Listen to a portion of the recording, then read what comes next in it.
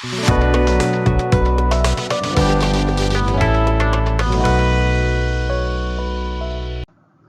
bachcho, I am Kamaljeet Kaur and I welcome you all to this session of Star Mathematics class 10th.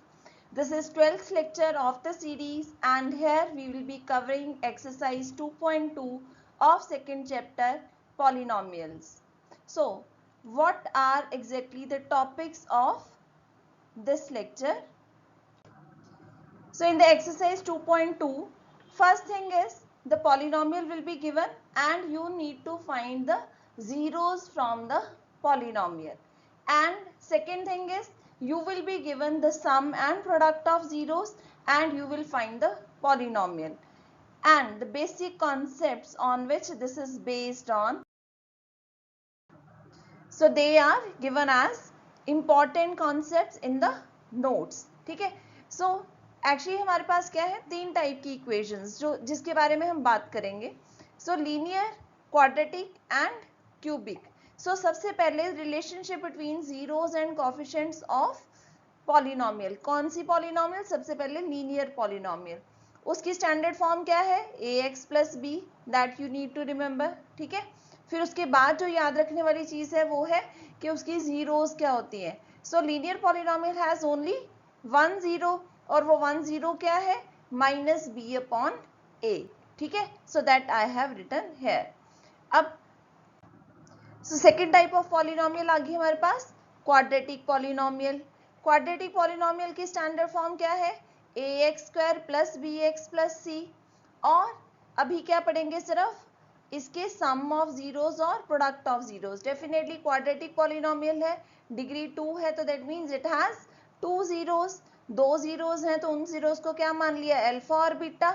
और उन alpha beta का relation with coefficients जो हमने last lecture में find किया था वो क्या है कि alpha plus beta is equal to minus B upon A and alpha beta is equal to C upon A. ठीक है. तो ये दो रिलेशंस जो है वो हमें पता है और बेसिकली जो सारी एक्सरसाइज है वो इसी पे बेस्ड होगी. ठीक है. एक ये सम ऑफ जीरोस और प्रोडक्ट ऑफ जीरोस यूज होगा और दूसरा ये जो इक्वेशन है ये यूज होगी. ठीक है. Now about the cubic polynomial, सिर्फ यहाँ पे मैंने लिख दिया है कि cubic polynomial has standard form this and sum of zeros is minus B upon A and product of zeros alpha beta gamma is equal to minus d upon a. That's all. ठीक है. अब main चीज जो use होनी है वो क्या है कि अगर जीरोस दी हुई हैं तो कैसे क्वाड्रेटिक पॉलिनोमियल फाइंड करना है. तो सिर्फ ये आपके पास एक इक्वेशन है, इसमें क्या करो? वैल्यूज पुट करो, अल्फा प्लस बीटा और अल्फा गामा. ठीक है. चलो यहाँ पे बात करने की बजाय हम क्या करते हैं, एक्सरसाइज में क्वेश्चन सॉल्व करने स्टार्ट करते हैं. ठीक है. So first question of exercise 2.2, this is find the zeros of the following quadratic polynomials. तो हर केस में हमारे पास कौन सी है? Quadratic polynomial. ठीक है. तो सारी की सारी पॉलिनोमियल्स का पहले तो जीरोस फाइंड करना है और क्या करना है? And verify the relationship between zeros and the coefficients. So हमने फॉर्मूले पढ़ लिए हैं कि रिलेशनशिप क्या है जीरोस और कोएफिशिएंट्स में. क्वाड्रेटिक में क्या होता है? Alpha plus beta is equal to minus B upon A और alpha beta is equal to C upon A. So ये रिलेशनशिप हमें पता है, हमें ये वेरीफाई करना होगा. ठीक है. तो सबसे पहले क्या करना पड़ेगा? सबसे पहले we need to find out the zeros. So let's start the solution. So zeros find करने के लिए हम क्या करेंगे? Firstly we are writing the polynomial itself. Polynomial लिख लिया तो अब इसको देखो आप स्प्लिटिंग द मिडल टर्म से सॉल्व कर सकते हो. Means you can factorise it by using splitting the middle term. ठीक है. क्योंकि अभी हमने कोई और मेथड नहीं पढ़ा है तो we will use only splitting the middle term. ठीक है. तो स्प्लिटिंग द मिडल टर्म से ये फैक्टराइजेशन कैसे होगी? So you will split this minus two into two parts such that when you add those two numbers you get minus 2 and when you multiply these two numbers you get minus 8. अब क्योंकि जो product है, ठीक है, दो numbers को हम -2 को स्प्लिट कर रहे हैं जिन दो नंबर्स में, उनका प्रोडक्ट क्या है -8। -8 का मतलब नेगेटिव प्रोडक्ट, नेगेटिव प्रोडक्ट का मतलब एक नंबर पॉजिटिव होगा, एक नंबर नेगेटिव होगा। तो दैट मीन्स हमें वो दो नंबर चाहिए जिनका डिफरेंस -2 आए, ठीक है। तो वो दो नंबर जिनका डिफरेंस -2 है और प्रोडक्ट -8 है, वो कौन से? -4 एंड +2। -4 + 2 इज -2, -4 × 2 इज -8, ठीक है। तो ये दो पार्ट्स में स्प्लिट होगा, ठीक है। So we can write x² -4x + 2x -8. So this is equal to x, we can take common, inside the bracket we'll write x - 4 + 2, then x - 4. So the factorization of the given polynomial is x + 2 x - 4. So what does it means कि इस equation को हमने product की form में लिख लिया। तो these are the two factors x + 2 and x - 4। तो मतलब दोनों में से कोई एक फैक्टर 0 होगा तभी तो ये जीरोस आएंगे ना। तो इसका मतलब क्या हुआ, या तो x + 2 0 है और x - 4 0 है। अगर x + 2 0 है तो इसका मतलब x 2 होगा, और अगर x - 4 0 है तो इसका मतलब x + का 4 होगा। यहाँ पे क्या होगा, x = -2, ठीक है। तो ये दो जीरोस आ गई हमारे पास। तो that means these are the zeros alpha and beta. So that means alpha and beta are equal to -2 and +4. Now see, we need to check the relationship. So when we add alpha and beta, what we get? -2 + 4 is equal to +2. And we know that sum of zeros is equal to -b/a. So what is -b/a? b is -2, so minus of -2 upon a is 1, so that means it is equal to +2.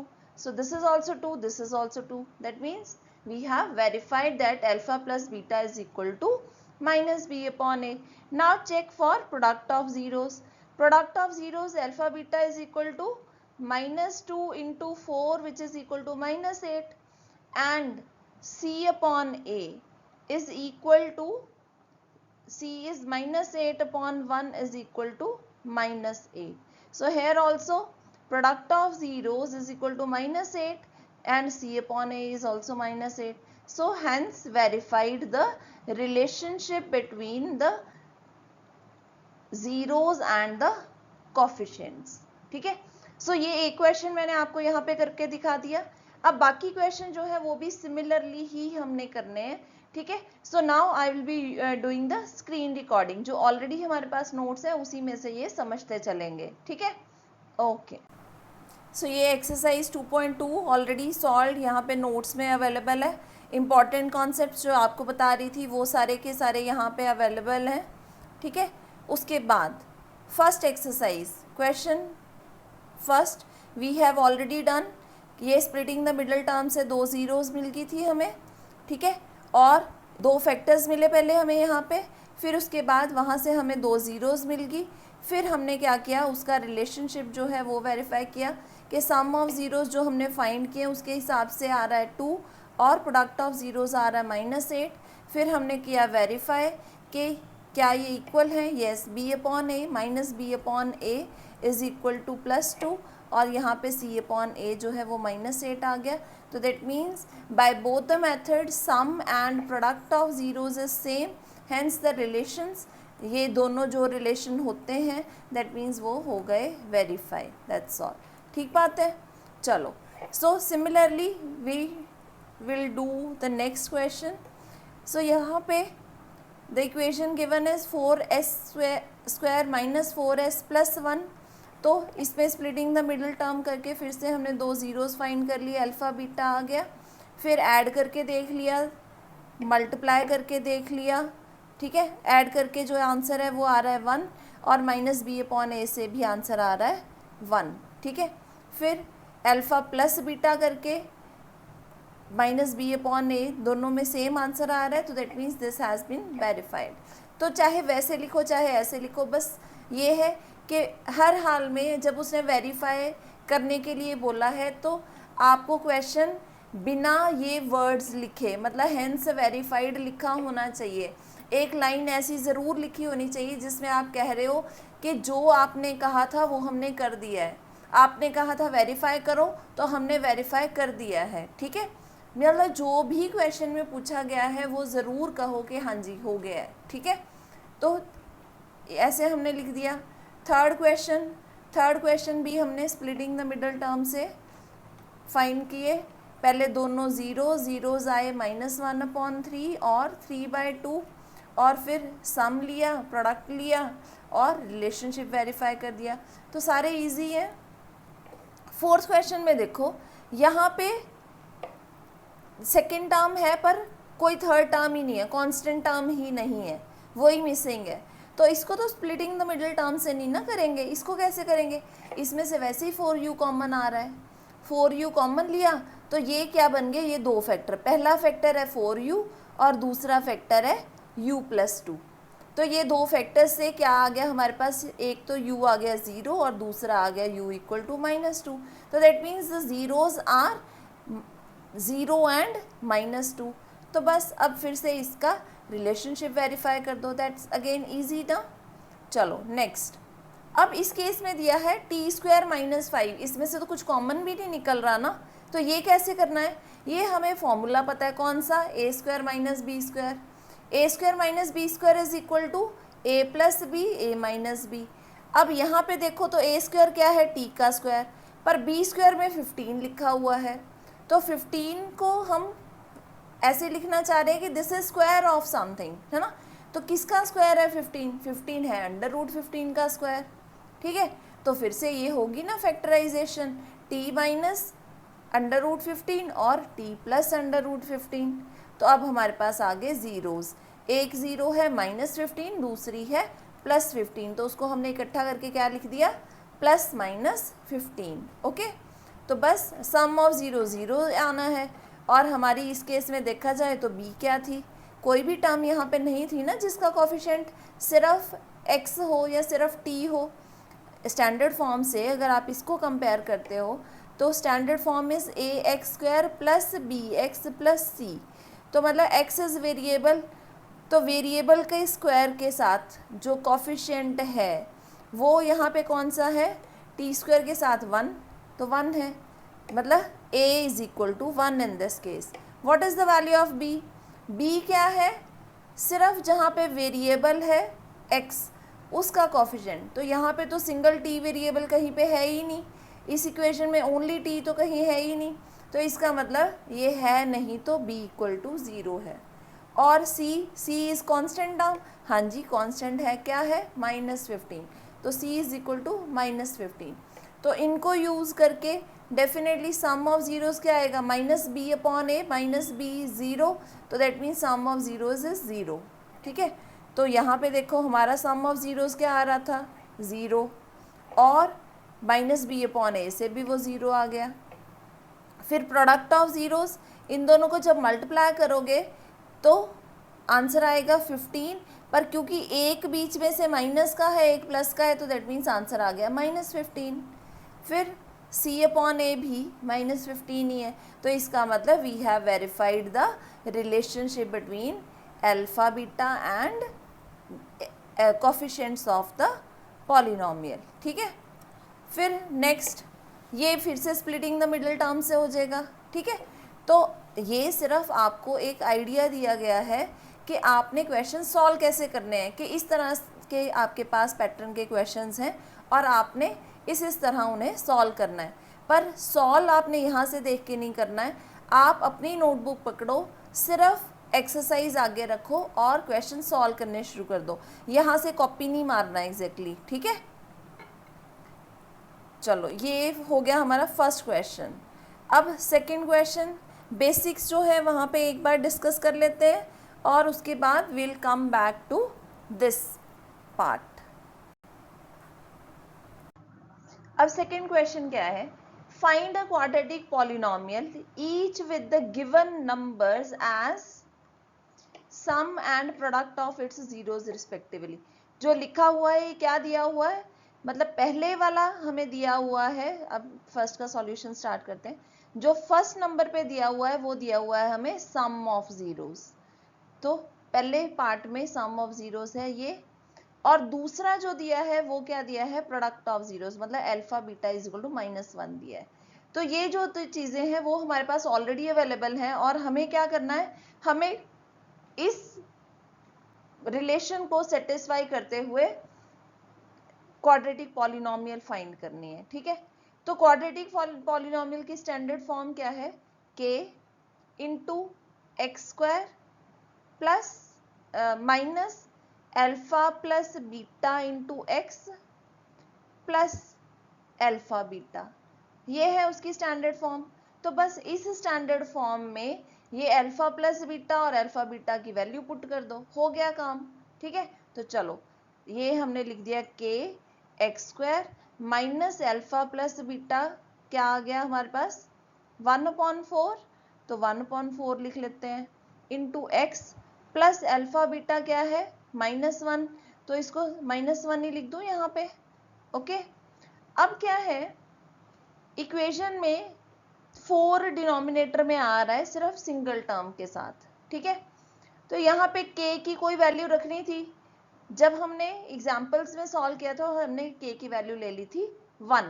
अब हम क्या कर सकते हैं कि ये 4 को खत्म करने के लिए, डिनोमिनेटर में से इस 4 को खत्म करने के लिए will take k is equal to 4, so put k equal to 4, 4 put करने से क्या होएगा, ये बन जाएगा 4x स्क्वायर माइनस 4 और 1/4 जब मल्टीप्लाई होंगे तो क्या बन जाएगा, only x will remain and this will become -4. So this is the required polynomial, ठीक है। So you can write here, so the required polynomial is 4x square minus x minus 4, okay। अब ये है क्वेश्चन नंबर 2। तो इसका first part हमने कर लिया, पहले हमने लिया ये 1/4 अल्फा प्लस बीटा और अल्फा बीटा -1 था, बस इसमें पुट किया, k को 4 ले लिया और ये हमारे पास आ गई रिक्वायर्ड क्वाड्रेटिक इक्वेशन। और इसमें हम लिखा क्या है, मैंने लिख दिया कि quadratic polynomial satisfying the condition on zeros, जो उसने कंडीशन ऑन जीरोस दी है ना कि अल्फा प्लस बीटा ये होना चाहिए, अल्फा बीटा ये होना चाहिए, उसको सेटिस्फाई करते हुए ये हमारे पास आ गई क्वाड्रेटिक पॉलिनोमियल, दैट्स ऑल, ठीक है जी। नेक्स्ट, अब आगे भी बस यही दिया है, अल्फा प्लस बीटा दिया है, अल्फा बीटा दिया है, और उसको सिंपली हमने इसमें भी सिर्फ पुट्टी किया है। अब इस केस में डिनोमिनेटर में 1/3 आ रहा था, तो उस 3 को ख़त्म करने के लिए हमने क्या किया, k को इक्वल टू 3 ले लिया। सो द रिक्वायर्ड पॉलिनोमियल ये वाली आ गई हमारे पास, ठीक है। अब थर्ड में अल्फा प्लस बीटा ही 0 दे दिया, चलो अब देखो अल्फा बीटा √5, तो सिर्फ हमने तो यही करना है ना कि ये वाली जो इक्वेशन है, हमें जो ये वाला standard form of quadratic polynomial पता है, बस उसमें वैल्यू ही पुट करनी है, तो कर दी पुट। तो ये 0 था तो ठीक है, ये टर्म जो है उसमें से ख़त्म हो जाएगी, दैट्स ऑल। चलो फोर्थ पार्ट में भी अल्फा बीटा दोनों 1/1 दिए थे, वो पुट किया, बस पुट करने से ही आंसर आ रहा है, और तो कुछ भी नहीं कर रहे ना हम। नेक्स्ट वाले पार्ट में गिवन, उसमें दोनों -1/4 और +1/4 दिए हैं, तो हमने वो पुट कर लिया। अब ये डिनोमिनेटर का 4 ख़त्म करने के लिए हमने 4 ले लिया k को, और रिक्वायर्ड पॉलिनोमियल हमारे पास आ गई, ठीक है। अब लास्ट पार्ट में भी वैल्यूज़ दी है, सिर्फ और सिर्फ देखो हमने सिर्फ और सिर्फ वैल्यूज़ पुट करी है, इसके बिना हम कुछ भी नहीं कर रहे। सो बहुत इजी है, and this is the end of exercise 2.2। Now I hope that you have the idea कि कौन से क्वेश्चन को कैसे सॉल्व करना है, किस में वैल्यू पुट करनी है, किस तरह से उसे लिखना है, ठीक है ना। ये सब कुछ कवर हो गया। अब क्या है, सिर्फ यही वाले 4 क्वेश्चन थोड़ा ना पेपर में आएंगे, क्वेश्चन तो कुछ और भी होंगे, है ना। तो हम थोड़े से एक्स्ट्रा क्वेश्चन जो है वो नेक्स्ट लेक्चर में प्रैक्टिस करेंगे। आपने क्या करना है, you will solve this complete exercise by yourself जहां जहां पे भी डाउट आए वहां पे आप इसमें से जो हमारे पास अब नोट्स भी बीच में अवेलेबल तो है ही है ना, तो उसमें से आप चेक कर लेना, ठीक है। And if you need notes तो write in the comments, I will share the notes also. Okay, okay, bye, thank you, see you next time.